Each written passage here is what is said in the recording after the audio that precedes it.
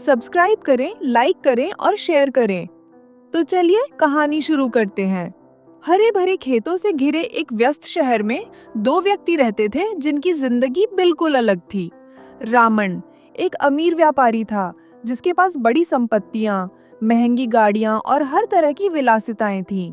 वह अपनी दौलत के लिए जाना जाता था, लेकिन साथ ही अपने घमंड के लिए भी मशहूर था। उसी शहर में मोहन नाम का एक गरीब किसान भी रहता था, जो दिन रात मेहनत करके अपना जीवन यापन करता था। मोहन का घर एक छोटा सा झोपड़ा था। उसकी संपत्ति बहुत सीमित थी, लेकिन उसका दिल हमेशा कृतज्ञता और खुशी से भरा रहता था।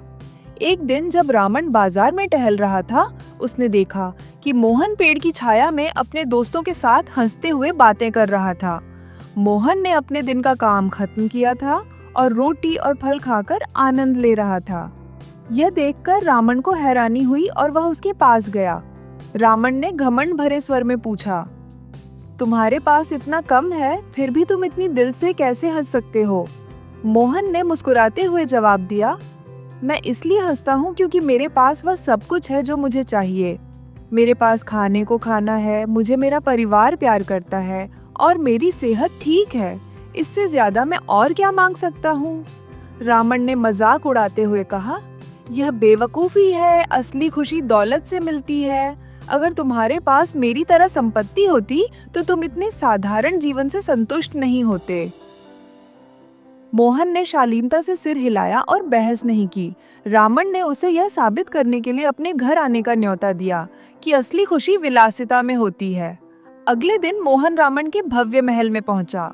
वहां उसका स्वागत विदेशी व्यंजनों, नरम बिस्तर और महंगे कपड़ों से किया गया।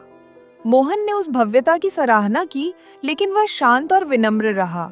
रात में रामन ने एक अजीब बात देखी। जबकि वह खुद अपनी व्यापारिक चिंताओं और निवेशों को लेकर सो नहीं पा रहा था, मोहन गहरी नींद में आराम कर रहा था।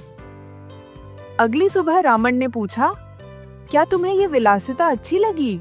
मोहन ने जवाब दिया, आपका घर बहुत सुंदर है और आपकी संपत्ति बहुत प्रभावशाली है, लेकिन मुझे अपनी सादगी की याद आई।